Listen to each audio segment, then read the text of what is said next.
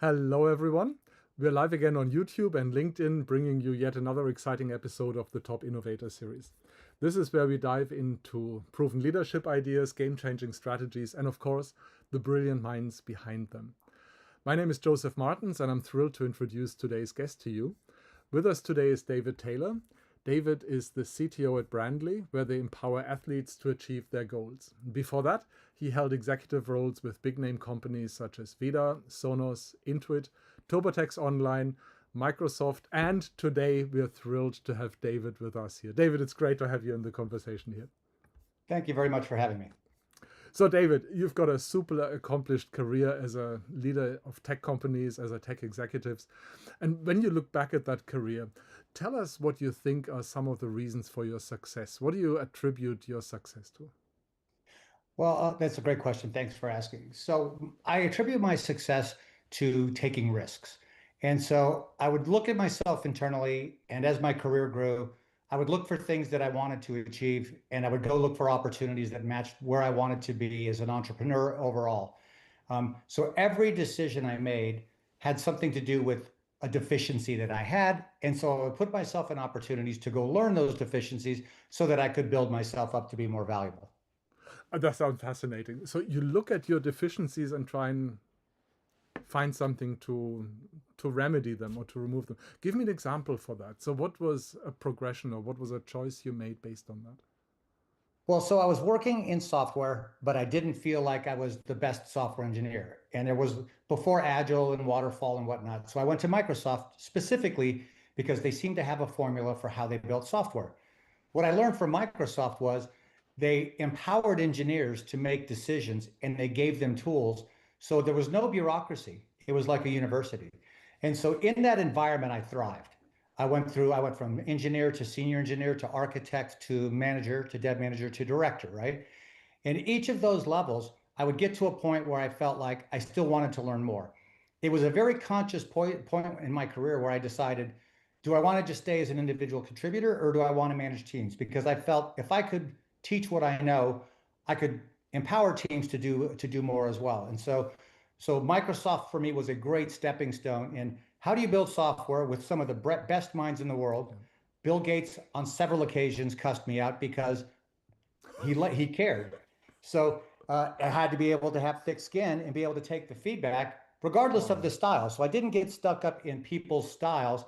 I really had to be open up to any kind of feedback and then take an honest approach at it. Then I would write my goals, not my review ahead of time, and say, here's the things I need to learn based on collecting feedback. Got it. When you again look at your journey, what was something that surprised you? Where was a situation where you thought you have an idea of what to expect, you had an idea going into that particular leadership situation, and then it turned out to be completely different? That would be Sonos. So I was at Intuit. We took the product from zero to 3.2 billion a year. I ran all of the online services when online was just happening, and I was comfortable.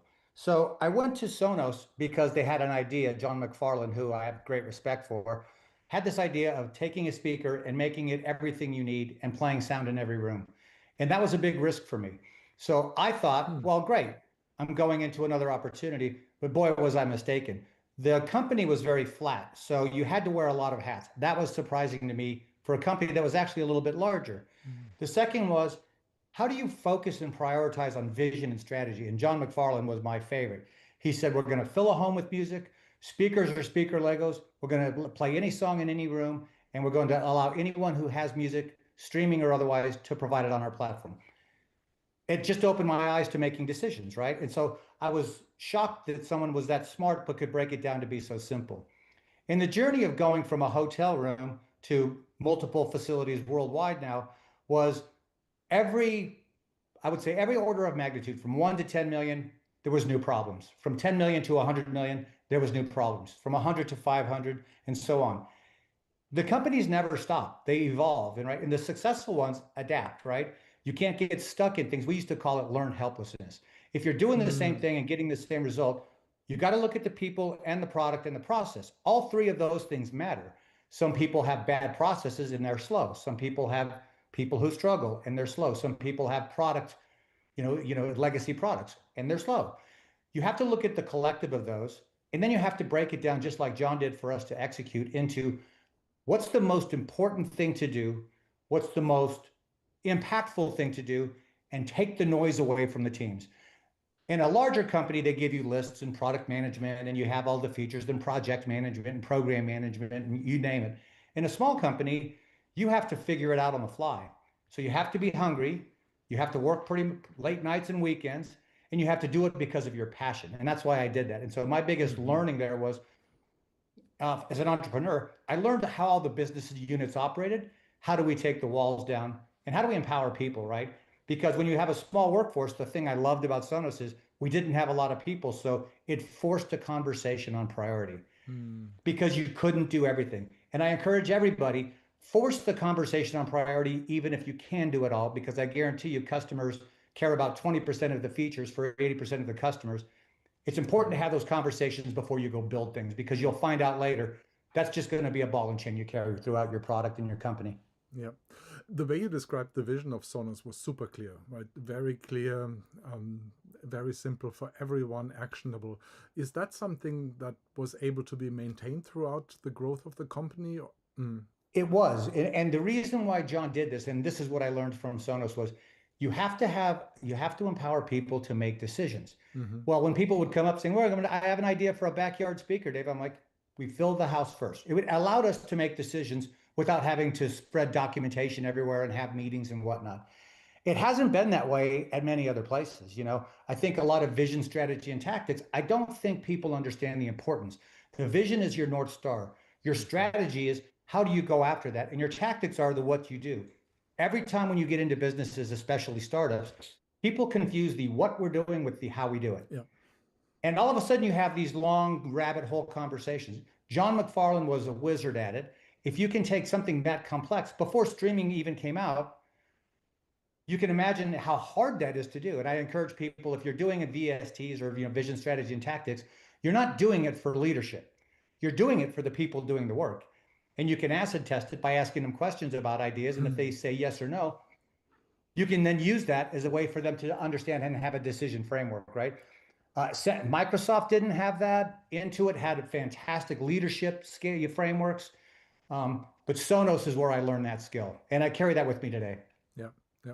I like that almost as a test, as an experiment, going to employees and asking them a yes no question about how would you decide based on the strategy. You should get a consistent answer. And I'm willing to Yeah. bet many companies have the answers all over the place. Yeah, totally. I, 100% agree. I imagine on your journey you had many trusted advisors, you had many guides, you had people walking by your side giving you advice. What was some meaningful advice that you got? Well, so Intuit, Alberta, because they have a thing called feedback is a gift. And it's an open culture where if someone's doing something good or bad, you want to give them feedback, right? And you do it real time. You don't wait for reviews and then go down. I got a lot of feedback that I talk too fast. I don't, because I was trying to do too many things at once, that my style would come across as a bit kind of, no, I wouldn't say abrasive, but intense, right? And I didn't realize that I was doing that. And some people were having a hard time with my style. Hmm. I got a lot of feedback from people saying, hey, slow down.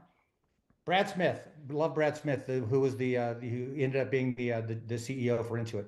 He told me, he said, figure out what you have to answer now and wait till later in the afternoon to answer the other things and take your time and be thoughtful.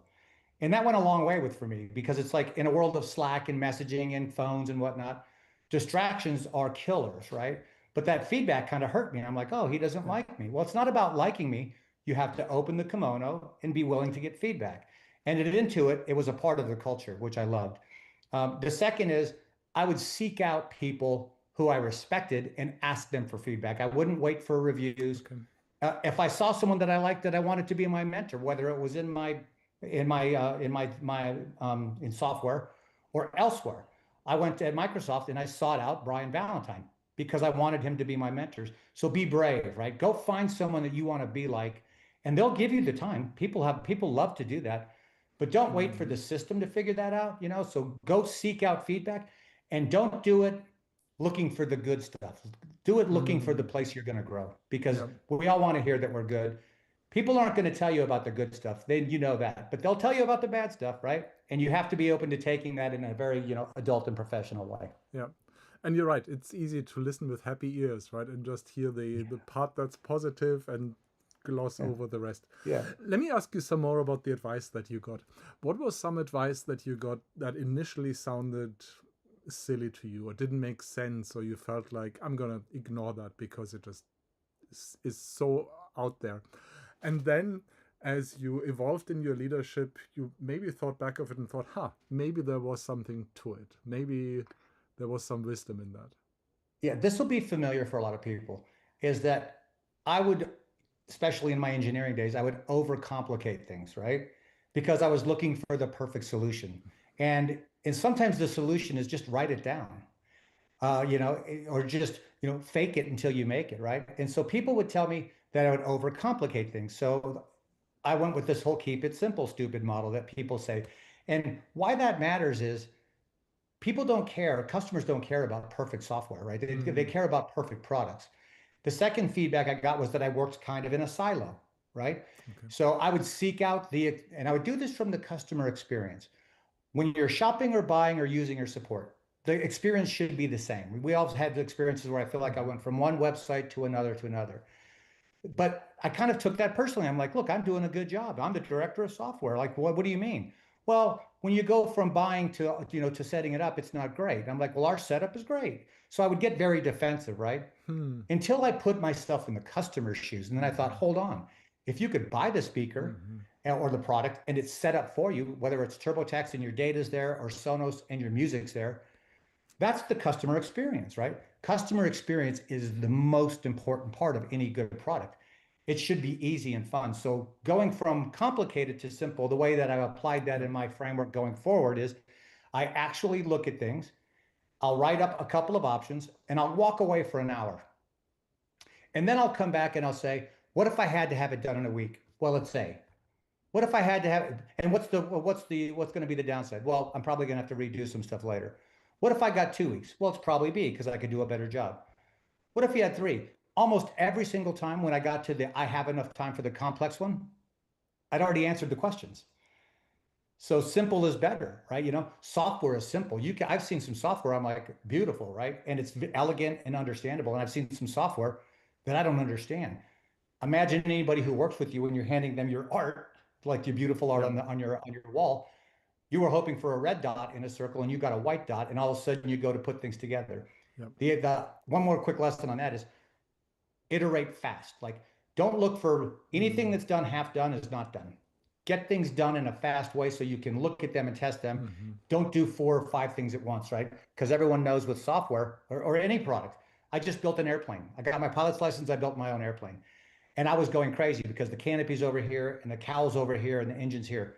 So I had to pull people together and use the skills I'd learned and say, let's do the canopy first, all three of us, done in 2 days. Let's do the cowl, done in a week. Let's now put the engine in. So leadership is about making decisions that help people to function. Don't overload people with everything. A human mind can do one or two things at best at once, 2 or 3 or 4 things. And all of a sudden your signal to noise ratio gets very bad. So I hope That's I a answered your question. that's a neat definition of leadership. Leadership is making decisions to allow people to function. I remember that. Yeah. That's a neat headline. Now, we talked about your past, David. I would like to take a look at today. And again, not a question about companies or products or anything like that, still about your leadership journey. When you look at where you are today, what do you think is an area where you are most likely to grow, or where you think I could leverage this more? What do you think is an area of your greatest potential right now? I think exactly this conversation. I don't think I'm doing enough growing with networks and communities. So I'm not reaching out to others to learn from them because I'm kind of in my bubble right now and we're Mm, heads down doing stuff, right? But where I want to grow is I want to learn skills like to understand, I know AI, I know how mhm, social media works, all of that. We're all lost in the noise, and it all comes hmm, back to community. It all comes back to mm, people. So I need to do a much better job of reaching out to people like yourself and other leaders that inspire me, not on my LinkedIn, who are going to spend time with me so that we can share ideas and be able to help each other. I'm I'm weak in that area, and I have not made that a priority. And so I feel by not doing that, I feel like I'm falling behind where I have opportunities to be going faster and growing in my own leadership skill. Yeah, I love that. To look for the community and maybe seek growth in that community as well, right? Because there will be inspiration through other people, through what they're And doing. make it a priority. Like Mm-hmm. it's like going to church. When people go to church and go, I didn't get the message, my question would be, well, what are you giving to church? Mm-hmm. Community is the same thing. It's like, Yes. Yep. what are you giving, not what are you getting? It's in the giving we receive. And so I need to Ich give more. möchte Yep. Very good. Now let's look into the future. And I know we don't have a clear view of the future. The crystal ball is always murky, but nonetheless, let's speculate. If we were to have this conversation again in 3 years, 5 years' time, what do you think might have changed about your perspective on leadership? What do you think might be different than when we talk about leadership and what happened recently? Well, Bill Gates said something really smart when I worked at Microsoft. He said every 10 years, we talked about products, they Mm-hmm. scale every order of magnitude.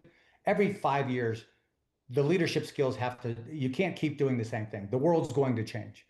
And so for me, I think where I have to look is like, before water, after waterfall, there's agile. Now then there's safe agile. And there's the world's constantly moving. And so for me, it's like, how do you keep up with that?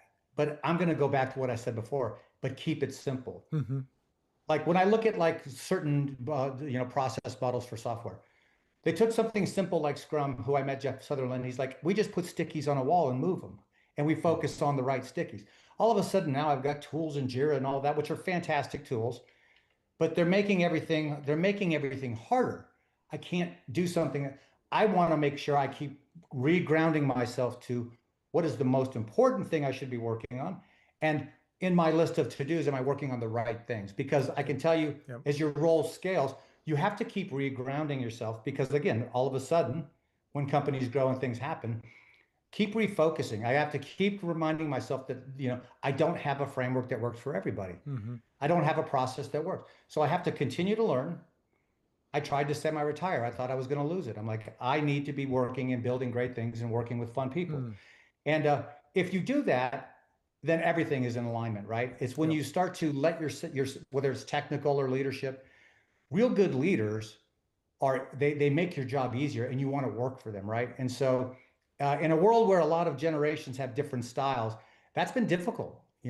One style's one way, one's the other. I come from baby boomers of like, it was different. And Mm-hmm. so understanding the new cultures and generations and what works for them and applying it back to the framework of keeping it simple, I think will be even better than where we're at Yep. today. Yep. Got it. Let me ask you one last question, David, and then we'll wrap it up. When you Sure. look at what other tech executives are doing, when you look at typical behaviors, ways of operating, and you had one magic wand and you could change something, what would it be? What would you do differently for all of the tech executives? Here's what I would do. I would do Okay. one, maybe two things. Okay. One, it's not about the technology, right? Mm. The technology is enabler. It's about the customer experience. I would move a wand and say, focus on your customer end Mm. to end, right? I would do that. The second I would do is cut the crap.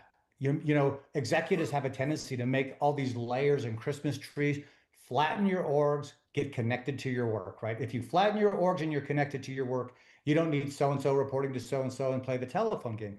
Flatter is better. You're connected, they're connected. The bureaucracy is gone. The one thing that kills me is bureaucracy. If you Yeah. make my job hard, or if you make my job Mm-hmm. hard and I make my people's job hard, you're going the wrong way.